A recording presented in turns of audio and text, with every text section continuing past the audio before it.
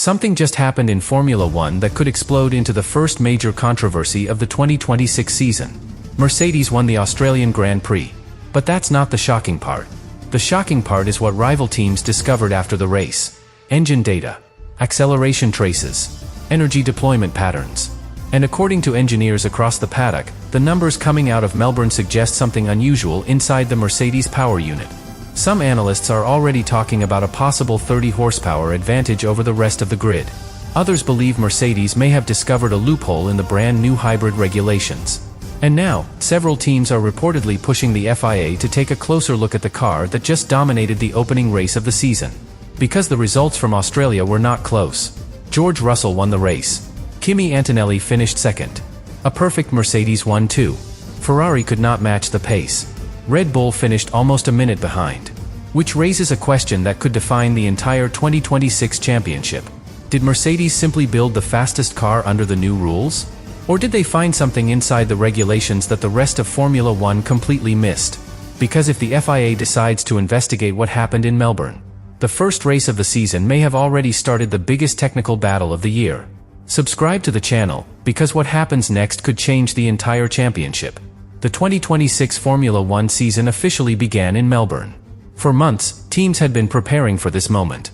New regulations, new power units, completely different hybrid systems. Nobody truly knew who had understood the new era best. Testing had provided hints. But testing is never the full story. Fuel loads are hidden. Engine modes are limited. Teams rarely reveal their real pace. The Australian Grand Prix is where the truth finally appears. And almost immediately, something about Mercedes caught the attention of the entire paddock. From the very first practice session, the W17 looked incredibly stable. Not nervous. Not unpredictable. Just calm. George Russell looked comfortable behind the wheel. The car rotated smoothly through the medium-speed corners of Albert Park. Traction out of the slow turns looked unusually clean. No sudden snaps of oversteer. No aggressive corrections from the driver. Just smooth acceleration. At first, many teams assumed Mercedes was simply running a light fuel load. But that explanation disappeared very quickly. During the final practice session, Russell delivered a lap that immediately changed the mood inside several garages. 1 minute 19 seconds and 53 thousandths. More than 6/10 faster than the closest Ferrari. In modern Formula One, a gap like that in practice raises serious eyebrows. But the real moment of truth arrived the next day. Qualifying. March 7th. This is when teams finally remove the limits. Maximum engine power. Maximum hybrid deployment. Everything the car can give in a single lap. And when Russell pushed the Mercedes to the limit, something became very clear. The W17 was not just quick. It looked effortless. Through the high-speed direction changes, the car stayed planted. Through the traction zones, it accelerated earlier than almost everyone else. Then the timing screen appeared. 1 minute 18 seconds and 518 thousandths. Pole position. But the most important detail came right after. Second place. Kimi Antonelli. Another Mercedes. A full front row lockout for the team. And that result carried even more weight when you consider what had happened only hours earlier. Antonelli had crashed heavily during the final practice session. The rear of the car stepped out violently exiting turn 2. The Mercedes slammed into the barriers. It looked like his entire weekend might be over. But the mechanics performed a remarkable rebuild. They repaired the car just in time for qualifying. And Antonelli rewarded them with a stunning lap that secured second place on the grid. Inside the paddock, that front row lockout sent a clear signal. Mercedes had arrived in 2026 with a very serious package. But even then, the real scale of their advantage was still not fully understood. Because qualifying pace is one thing. Race pace is where the true strength of a Formula One car is revealed. And what happened on Sunday made rival teams even more uncomfortable. Because the Australian Grand Prix would soon expose something about the Mercedes that very few people were expecting. When the lights finally went out in Melbourne, the race almost told a very different story. Because both Mercedes drivers made poor starts. George Russell hesitated for a split second. Kimi Antonelli reacted even slower. And that was all Charles Leclerc needed. The Ferrari launched perfectly off the line and immediately jumped into the lead at the first corner. For a moment, it looked like Ferrari might control the race. Russell suddenly found himself in a very uncomfortable position. A Ferrari ahead. Another Ferrari behind. Lewis Hamilton was right there, applying pressure from the rear. And with the new 2026 power unit regulations, overtaking has become a completely different challenge. The new hybrid systems deliver power in bursts. Drivers can activate aggressive electrical deployment modes to attack. But every time they do it, they drain the battery faster. Which means every overtake attempt comes with a cost. Russell experienced that immediately. Each time he activated the attack mode to challenge Leclerc, the Mercedes surged forward with incredible acceleration. But seconds later, the battery level dropped. And that allowed Leclerc to fight back.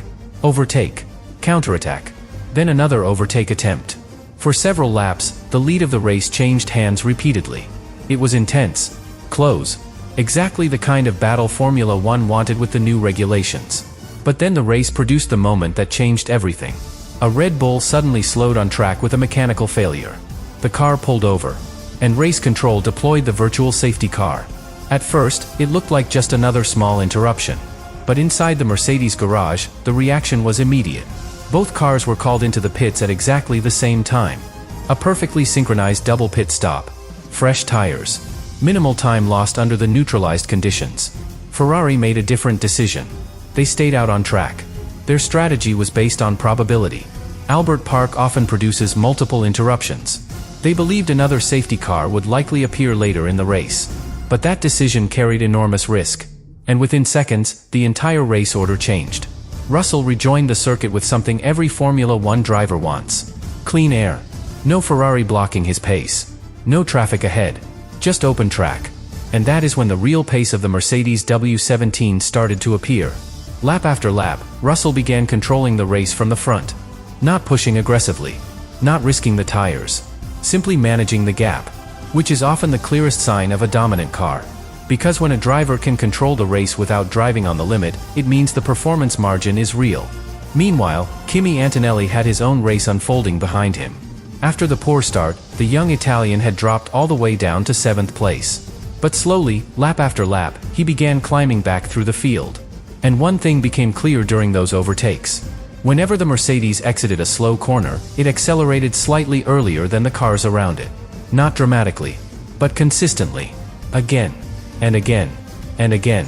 Cars that defended aggressively for several laps eventually had to surrender the position. The Mercedes simply had stronger exit speed. By the middle phase of the race, Antonelli was already fighting for the podium again. And when the second virtual safety car appeared later in the Grand Prix, Ferrari once again decided to stay out on track. Mercedes remained calm. They stuck to their strategy. And when Ferrari finally made their pit stops later in the race, the gap had already grown too large. Russell controlled the race from the front. Antonelli secured second place behind him. A perfect 1-2 finish for Mercedes in the opening race of the season. On paper, it looked like a flawless weekend. Pole position. Race victory. A dominant performance in both qualifying and race pace. But after the checkered flag, something else started happening inside the paddock. Engineers from several teams began analyzing the telemetry from the race. Acceleration traces. Energy deployment curves. Battery recovery patterns. And one particular detail began appearing in the data. A detail that is now making rival teams look very closely at the Mercedes power unit. Because the numbers coming out of Melbourne suggest that the advantage of the W17 might be coming from somewhere very specific. And if that suspicion is correct, the FIA may soon be forced to take a much closer look at the car that just dominated the first race of the 2026 season. But the real tension in Melbourne did not appear on television. It appeared later. Inside engineering rooms. Inside data analysis departments. Inside the quiet conversations between rival teams. Because once the race finished, the real investigation began. Every Formula One team collects enormous amounts of telemetry during a race. Throttle position. Energy deployment. Battery discharge rates. Acceleration traces. Thousands of data points for every single lap. And when engineers began comparing those numbers after the Australian Grand Prix, something unusual appeared in the Mercedes data. Not one single moment. A pattern. Every time the W17 exited a slow corner, the car accelerated slightly earlier than its rivals. Not dramatically faster, but consistently faster. Corner after corner. Lap after lap. That detail may sound small. But in Formula One, small patterns are often where the biggest advantages hide. Because the 2026 regulations changed the balance of power inside the engines. Less traditional combustion energy. Much more reliance on electrical deployment. That means the timing of energy delivery has become one of the most important engineering challenges in the sport. Release the energy too early, and the battery drains quickly. Release it too late, and the driver loses precious acceleration exiting corners. Most teams are still learning how to manage this balance. But Mercedes looked completely comfortable with it from the very first race. And that is exactly why engineers across the paddock started asking difficult questions. Did Mercedes simply optimize their hybrid deployment better than everyone else? Or did they discover something hidden inside the regulations? Because rumors about the Mercedes power unit had already been circulating months before the season began. Inside the paddock, there had been quiet talk about the new M17 engine developed at Brixworth. Some engineers believed Mercedes had found a way to synchronize combustion power and electrical deployment more efficiently than their rivals. Not just more power, smarter power. Power delivered exactly when the driver needs it most. Albert Park exposed that advantage perfectly. Short acceleration zones, frequent traction points, rapid transitions between braking and throttle. In those conditions, the Mercedes looked incredibly efficient. And that is why some analysts now believe the advantage could be close to 30 horsepower compared to certain competitors. 30 horsepower in Formula One is enormous. It does not just improve top speed. It improves acceleration out of corners. It helps drivers defend their position. It reduces tire degradation because the car does not need to push as aggressively. But here is where the situation becomes even more complicated. Because some teams believe the advantage might not come purely from engine power. Instead, they suspect something related to compression ratios and hybrid energy management inside the new regulations. A small technical interpretation. Possibly a clever engineering solution. Or maybe a regulatory gray area. Nothing illegal has been proven. Not even formally accused. But when multiple teams begin asking questions about the same system, the FIA usually takes notice. Because Formula One history is full of moments like this. A team finds an interpretation of the rules that others missed. For a few races, the advantage looks unstoppable. Then the governing body steps in to decide whether the solution is legal, or whether the regulations need to be clarified. Right now, Mercedes insists the performance comes from better integration between hardware and software. A more efficient balance between combustion power and electrical deployment. According to engineers close to the project, the real breakthrough is not a new mechanical component. It is the timing of the energy. When it is released. When it is recovered. And how the driver can use it during the lap.